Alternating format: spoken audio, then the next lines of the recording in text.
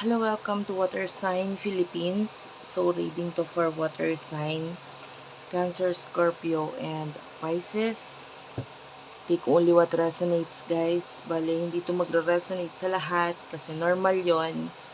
Hindi ko talaga makukuha lahat ng energy ng water sign sa mundo. Pero kung gusto mo, pwede kang personal reading kay Jing Tarot Trader. Siya yung pwede magbigay ng personal reading sa'yo. Again, this is for water sign, Cancer, Scorpio, and Pisces. Okay, let's start your reading. And by the way, pa-comment sa baba, guys, ha? Kahit heart-heart lang, smileys, malaking bagay yun sa akin. Nagpapakita ng malaking suporta sa akin yun. So, let's start. This is for water sign, Cancer, Scorpio, and Pisces. Okay, meron ka ditong focus and crickets. By the way, ito ay personal, ito ay general reading. So, pwede kang makarelate, pwedeng hindi. Pag hindi, check mo na lang yung ibang videos. Love reading po ito.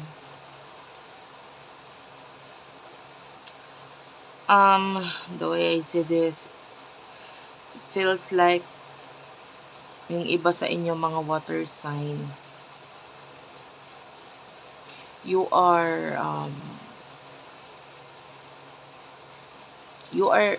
maybe thinking, meron kang iniisip na someone or pwedeng tinitignan madalas.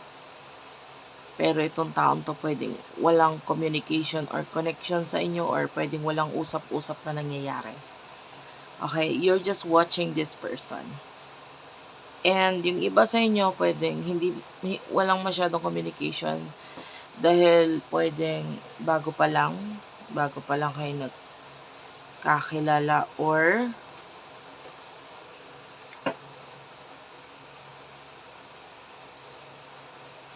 maybe minabastan mo siya, inaalam mo kung may chance ba or what. I don't know, you're just watching this person.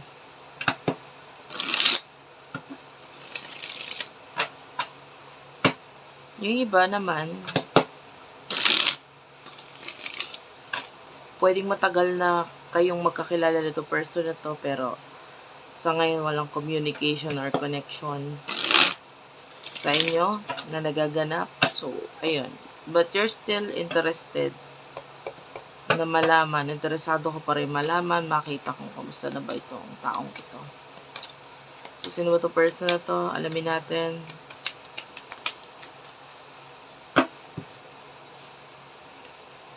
On the table is here, and you do have here searching. You're dealing with a person na pwedeng may kakonect siyang iba pa. Pero, pwedeng connection lang yun. And it's not like a connection na parang seryoso na siya. Kasi, pwedeng naghahanap or hindi, this person is pwedeng naghahanap pa or hindi pa siya satisfied sa kung sino itong kakonect niya. Or, kung may kakonect man siya, maybe dating stage pa lang sila. And so,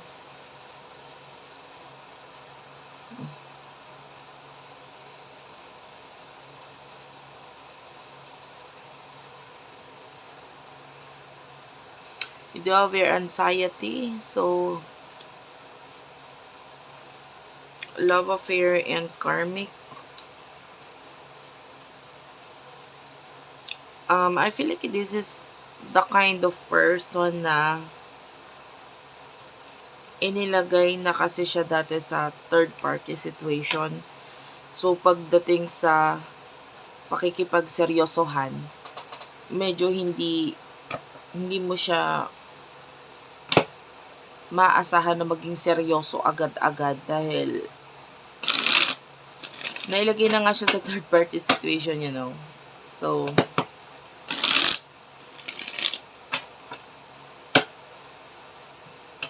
pwedeng ayaw niya nang maulit yon. Kaya, hindi muna siya nagpapaka-sure. pagdating sa mga connections. Okay? So, ano yung emotion mo towards this person? Or anong tingin mo sa kanya? You do have your desire. So, maybe, gusto mo tong taong to. Lalo na if you're single. Or,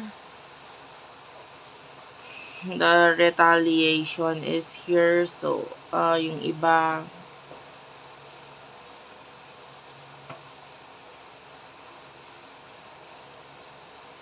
you want this person na maging available.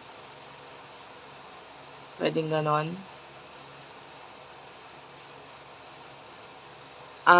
Basta nandito ko sa stage ngayon na parang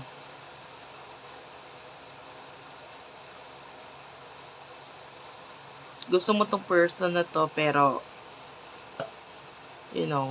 hanggang pagkagusto lang muna, no? So, patungkol sa person na ito, ano namang tingin or emotions niya for you, alamin natin yan. For the sign of water sign, please, water sign. For the sign of water sign. Meeting is here. Followed by anxiety and receipt.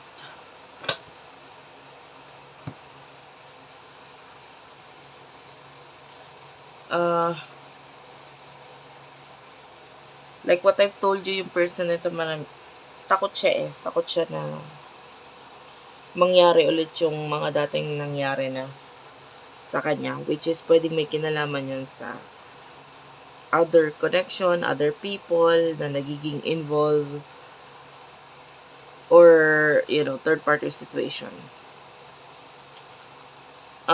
Pagdating sa'yo, itong person na ito,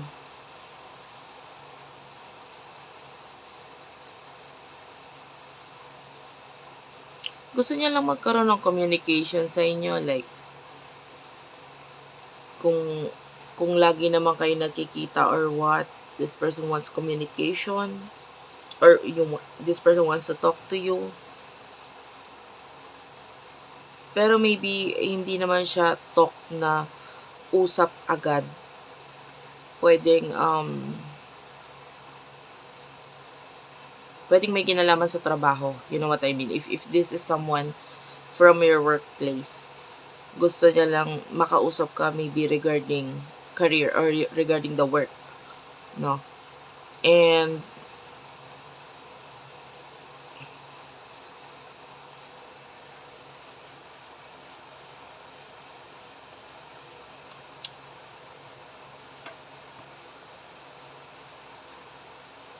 I can see a lot of red, color red. So, I don't know if this person's favorite color is red or ikaw yon.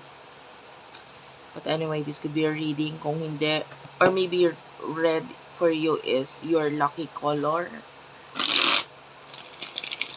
Kung hindi, okay lang.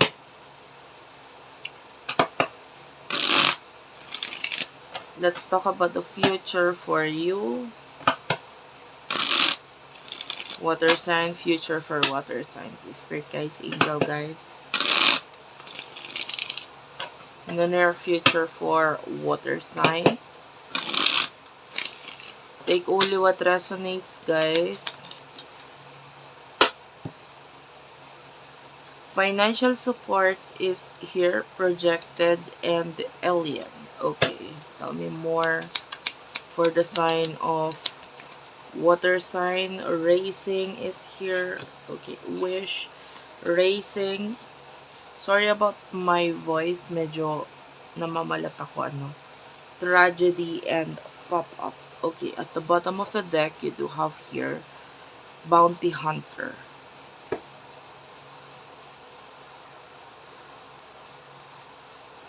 Pagdating sa love, this is love reading, but itong person na ito nakakonect mo, I don't feel like magkakaroon ng, something sa inyo, because but rather, I can see a person no, na pwedeng malayo sa'yo and, you know, I don't know kung ikaw itong bibisita or ikaw siya itong bibisita. But there's this reconnection with the person in the past na possible na the energy is may naghahabol. So, ikaw itong naghahabol or siya itong naghahabol sa inyong dalawa. That's a past person energy. Maybe naghahabol regarding money or support, some kind of support. Pero pwede rin namang hindi. This new person, I don't know, marami pa siyang pangarap, marami siyang gustong marating, marami siyang gusto pang mangyari. And, actually, hindi siya nagmamadali. So, kung meron man siya nagmamadali, it is regarding sa mga pangarap niya. Okay, so you're dealing with someone who is more focused sa career. And, yeah. Anyway, may nakikita tayong magandang future pagdating sa money for you. Like, there's possible offers or something na inaantay mo na pwedeng ibigay, i-offer sa'yo. So, pagdating sa career money, I can see positivity. Okay, pero pagdating sa love, so far, wala pa tayo nakikita dito. May nakikita tayo, babalik mula sa nakaraan. And, hindi pa sure masyado kung, or hindi pa masyadong malinaw kung ano yung dahilan nitong taong to, ba't siya babalik. But, yeah, there's a person in the past coming back. Thank you for watching. I love you all and bye-bye.